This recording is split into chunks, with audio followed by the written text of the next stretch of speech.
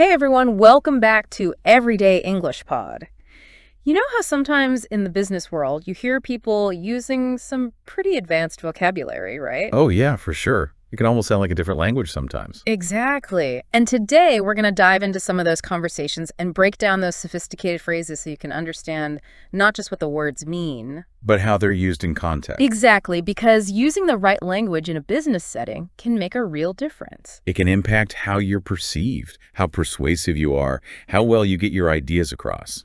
So let's jump right in with our first conversation, which focuses on project management and specifically agile methodologies. Okay, so right away they start with, well, I'm contemplating a more cohesive approach to expedite our project timeline effectively. That's a mouthful. It is, but think about it. Instead of just saying, I'm thinking about a better way to speed up the project, they use much more precise language. Right. Contemplating suggests a deeper, more thoughtful process. And cohesive approach emphasizes the importance of bringing all the different pieces together in a well-integrated way. And expedite our project timeline effectively doesn't just mean make it faster, it implies doing it strategically and efficiently. Exactly. They're not just rushing. They're aiming for well-planned progress. And then they say integrating agile methodologies might enhance our overall productivity and bolster stakeholder confidence promptly. Now, that phrase, integrating agile methodologies, is key because it signals that they're familiar with modern, iterative ways of working. It shows they're up to date with current best practices in project management. And notice how they highlight the benefits. It's not just about productivity, it's also about bolstering stakeholder confidence promptly. Keeping stakeholders informed and happy is crucial. Absolutely. It builds trust and demonstrates accountability. And then they continue with, actually, I believe harnessing cross-department collaboration will mitigate potential risks and increase transparency significantly. Harnessing cross-department collaboration is another powerful phrase. It's not just about departments talking to each other. It's about actively leveraging their diverse strengths and expertise. Exactly. And the payoff, mitigating potential risks and increasing transparency, shows the tangible value of breaking down silos. It's all about being proactive and collaborative. And then they get into the specifics of how to achieve this. All right, I'll propose a concise framework to ensure seamless coordination across diverse teams. So instead of just saying, all made a plan, they use concise framework, which suggests a more structured and well-defined approach. Right, it implies a set of clear guidelines and principles that everyone can follow. And seamless coordination emphasizes the smooth and efficient flow of work across different teams. Then the conversation shifts to resources. By the way, are we allocating sufficient resources to finalize every deliverable responsibly? I like how they use sufficient instead of just enough. It really makes you consider whether they have the necessary resources to complete the project to a high standard. And finalize every deliverable responsibly highlights the importance of quality accountability and ethical considerations. It's not just about getting things done, it's about doing them well. And to manage those resources effectively, they propose to revise the budget allocation periodically to prevent any fiscal shortfalls. Fiscal shortfalls is a more formal way of saying not having enough money. But using that phrase demonstrates a level of financial awareness and planning. It shows they're being proactive and thinking ahead to avoid potential problems. Then they touch on the importance of external communication. Like, it's crucial that we communicate effectively with our external partners to maintain unwavering contractual obligations. Unwavering contractual obligations emphasizes the seriousness of their commitments. It's not just about casual updates. It's about clear, consistent, and reliable communication. And to achieve that, they suggest circulating a comprehensive briefing memo, highlighting key milestones and dependencies. A comprehensive briefing memo is more than a quick email. It's a detailed and structured document that provides a clear overview of the project's progress and next steps. Key milestones and dependencies lay out the essential information stakeholders need to know. And the emphasis on constant communication, fostering trust, and formalizing regular check-ins with stakeholders shows how vital it is to keep everyone informed and engaged. Then they delve into the practical tools for communication. Scheduling weekly virtual meetings should suffice. Suffice suggests that they've carefully considered what's needed and determined that weekly meetings will be adequate. They also mention the possibility of using a streamlined workflow platform and an integrated dashboard to effectively centralize data for swift action. That shows a commitment to leveraging technology to improve efficiency and collaboration. And of course, security is paramount. So we should also evaluate security protocols to safeguard sensitive corporate information thoroughly. Safeguard thoroughly leaves no room for ambiguity. It emphasizes the critical importance of protecting sensitive data. And they're not just talking about it, they're taking concrete action. We'll consult IT specialists to fortify encryption measures and access controls. That shows a proactive and responsible approach to data security. As they move towards finalizing the plan, they discuss finalizing a projected timeline for implementation, ensuring adequate testing before launch, and drafting an updated schedule, then circulating it for immediate stakeholder review. Adequate testing ensures that the project is thoroughly vetted before it goes live, minimizing the risk of problems down the line. And getting feedback from stakeholders is essential for buy-in and alignment. Then they shift to anticipating potential challenges like interdepartmental resource allocation conflicts and overlapping priorities. Bringing these issues up early on shows foresight and allows for proactive solutions. And the suggestion to document every resource request promptly promotes transparency, accountability, and fairness. It helps to avoid disputes and ensures that resources are allocated strategically. They also bring up the idea of a contingency fund for unanticipated complexities, suggesting that establishing a modest reserve is prudent. Having that financial cushion in place is a smart move, especially for projects with a higher degree of uncertainty. It allows for flexibility and adaptability in case of unforeseen circumstances. When it comes to regulatory compliance aspects, they propose to partner with experts well-versed in current legislation and guidelines.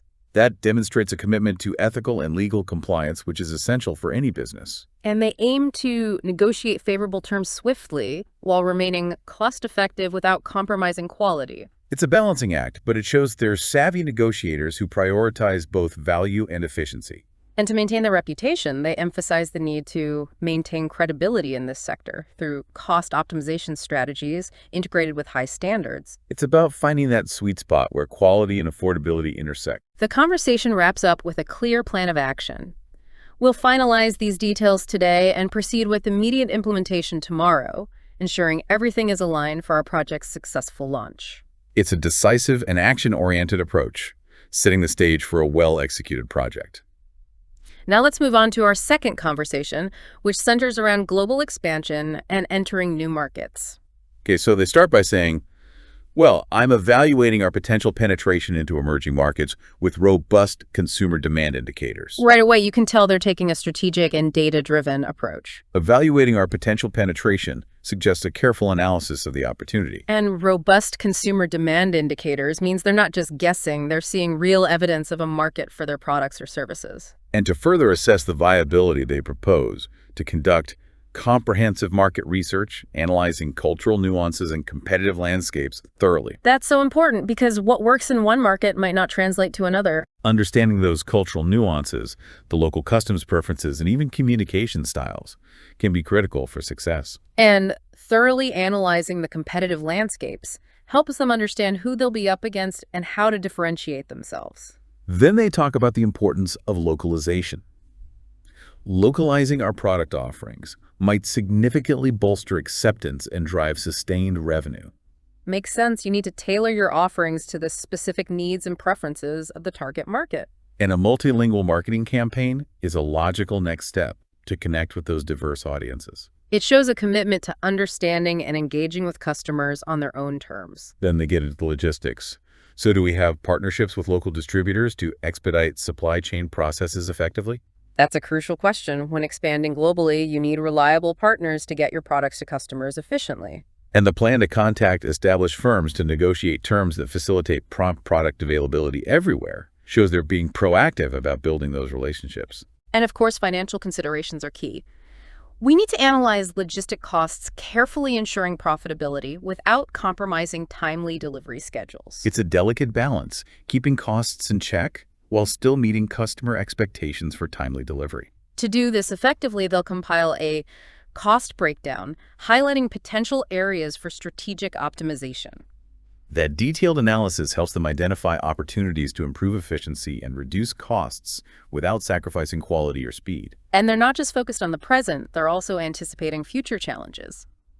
Let me see. We should address possible tariff fluctuations and currency volatility in advance. That's essential when dealing with international markets where exchange rates and trade policies can shift rapidly. And to mitigate those risks, they propose implementing hedging measures to mitigate sudden fiscal shocks caused by economic shifts. That shows they're thinking ahead and taking steps to protect their financial stability. They also highlight the value of expert advice. We should collaborate with reputable financial advisors to help solidify our risk management framework quickly. Getting guidance from experienced professionals can be invaluable when navigating unfamiliar territory. And to further protect their interests, they'll arrange consultations to solidify contractual safeguards and ensure stable profit margins. That shows a proactive approach to risk management and contract negotiation. They also discuss strategic opportunities. All right, let's also explore regional trade agreements, possibly benefiting from preferential tariff structures. That's smart thinking.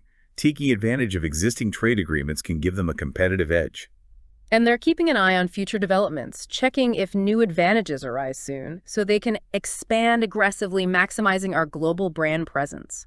It shows they have a clear vision for growth and are actively seeking ways to expand their reach. To guide that expansion, they plan to draft an expansion roadmap indicating market prioritization and localized marketing tactics. Having a clear plan with specific steps is crucial for any major undertaking. And they recognize the power of influencers. You know, engaging influencers with substantial reach can elevate brand credibility and accelerate awareness. That's a smart strategy, especially in new markets where building trust and recognition can be challenging.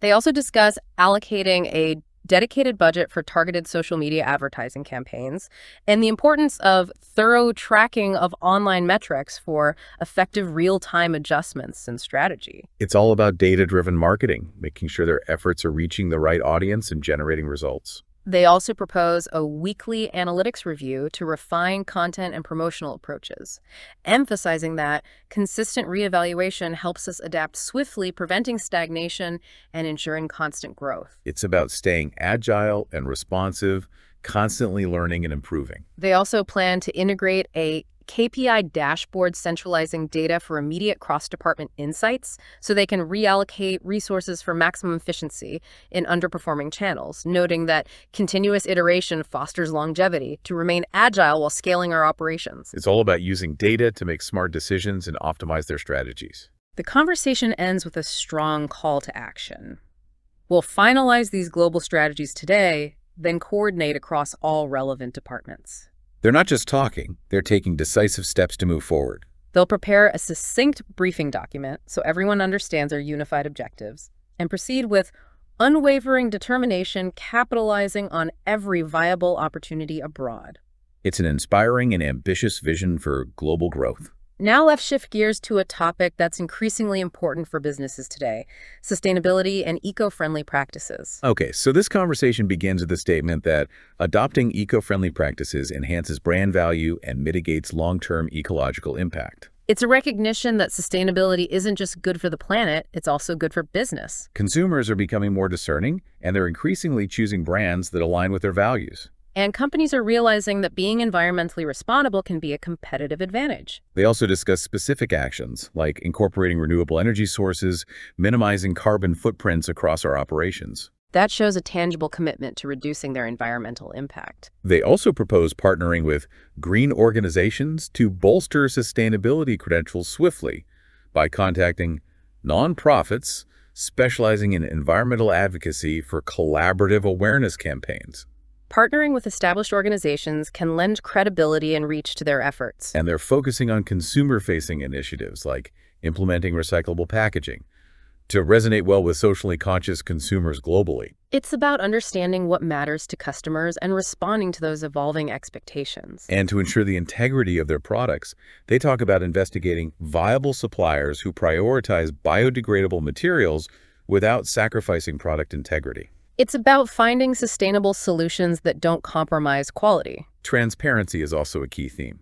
We need transparent reporting to maintain accountability and ethical credibility. Sharing their progress and challenges openly builds trust with stakeholders. They propose creating an annual sustainability report highlighting key metrics and milestones achieved. That provides a clear and measurable way to track their progress. They also emphasize the importance of making sustainability a company-wide effort. We need to set realistic green objectives across departments to foster consistent collective progress. It's about embedding sustainability into the company culture. And to drive that change, they suggest designating sustainability champions to accelerate adoption and cultivate environmental stewardship internally. Having dedicated individuals championing sustainability within each department can help to accelerate progress. They also discuss allocating budget for training and awareness programs on eco-efficiency through workshops emphasizing responsible resource usage. Educating employees about sustainability practices is crucial for driving meaningful change. And they're focusing on resource management, tracking water conservation initiatives to ensure facilities are mindful and efficient. It's about taking a holistic approach to environmental responsibility. They emphasize the importance of data.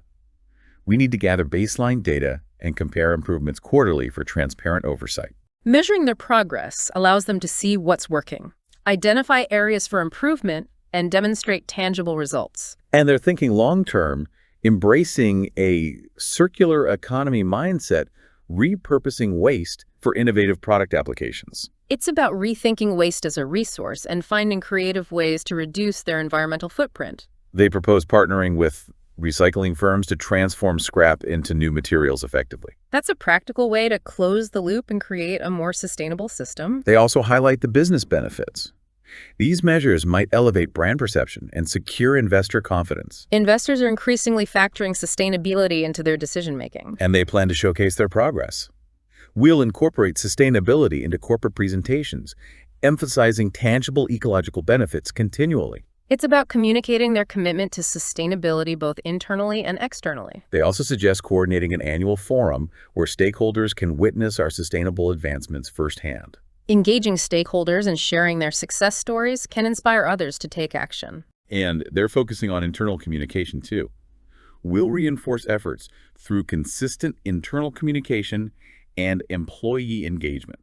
Keeping employees informed and engaged is crucial for building a culture of sustainability. They propose creating a monthly newsletter to motivate active participation in green initiatives. It's about making sustainability a part of everyday work life. And to further incentivize progress, they suggest rewarding departments that exceed sustainability targets, encouraging healthy environmental competition internally. Creating a friendly competition can motivate teams to push further and achieve greater results. They propose an incentive program with tangible benefits for teams demonstrating eco-friendly innovation. Recognizing and rewarding success is key for reinforcing positive behaviors. The conversation concludes with a call for continued action and transparency.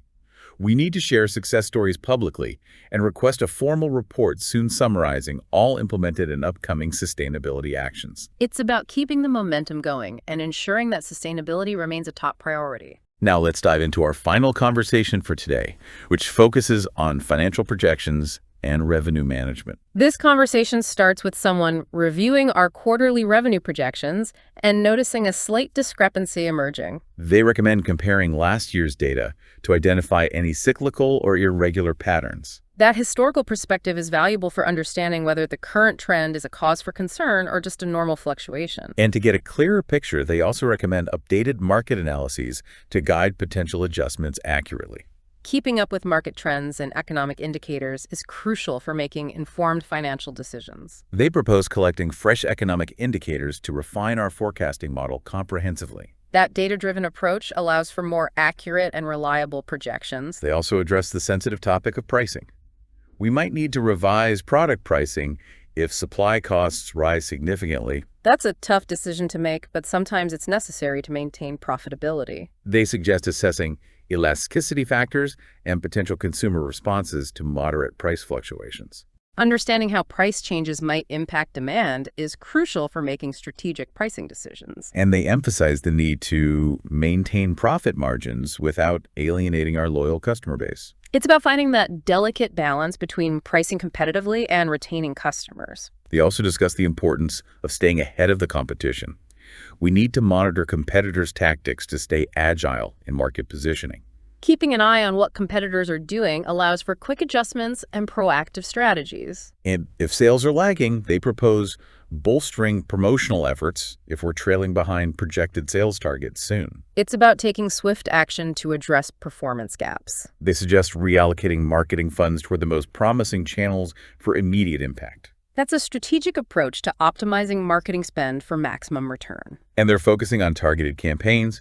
We'll use targeted campaigns using data analytics to pinpoint receptive demographics precisely. Using data to identify and reach the most likely buyers is a smart and efficient marketing strategy. They emphasize a segmented approach to amplify returns, especially for niche products with dedicated audiences. Tailoring their messaging and channels to specific audience segments can significantly improve results. And they stress the importance of continuous monitoring.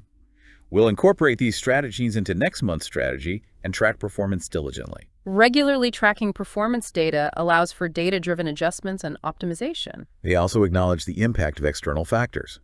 We need to anticipate macroeconomic trends affecting our short-term financial stability. Factors like interest rates and consumer spending can have a significant impact on business performance. They specifically mention rising interest rates and how they might influence consumer spending, urging caution in the current economic climate. It's about being aware of broader economic trends and planning accordingly. They suggest running sensitivity analyses to gauge how varying rates might impact revenue streams. That kind of modeling helps them understand the potential impact of different economic scenarios. And to mitigate risk, they suggest diversifying product lines could help cushion fluctuations in specific segments or regions.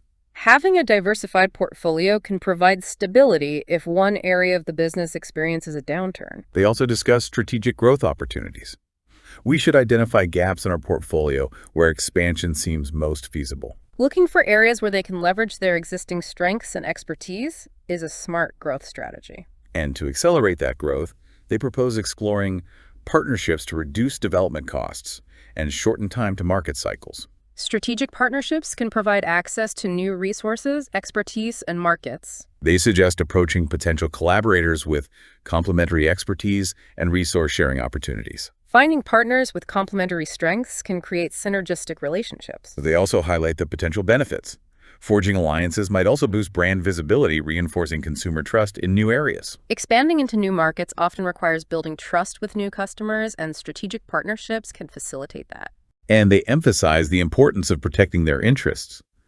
We need to formalize robust agreements to safeguard intellectual property and revenue allocation. Having clear and legally sound agreements is crucial for any partnership. They propose engaging legal counsel to draft watertight contracts before any official partnership announcements. That proactive approach helps to avoid potential disputes and protect the company's assets. They also stress the importance of acting decisively.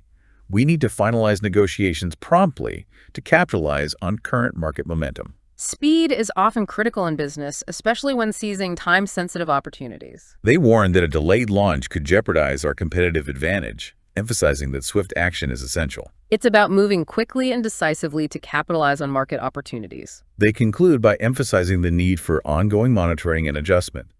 We need to remain vigilant adjusting forecasts as new data emerges routinely. Staying flexible and responsive to changing conditions is crucial for long-term success. They propose producing monthly updates for executives offering insight into evolving economic conditions. Keeping leadership informed about key trends and performance indicators is essential for strategic decision-making. And they stress the importance of accuracy and collaboration.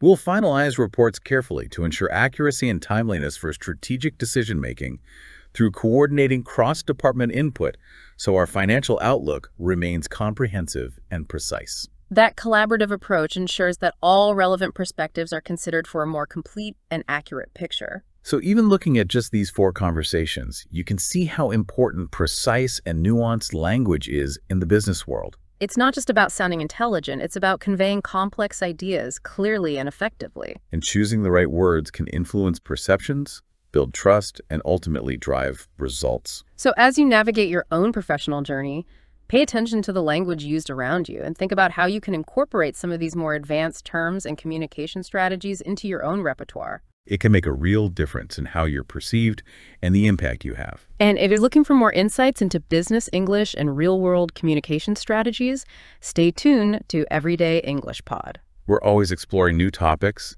and providing practical tips to help you communicate more effectively in the professional world. Thanks for joining us today, and we'll see you next time on Everyday English Pod. See you then.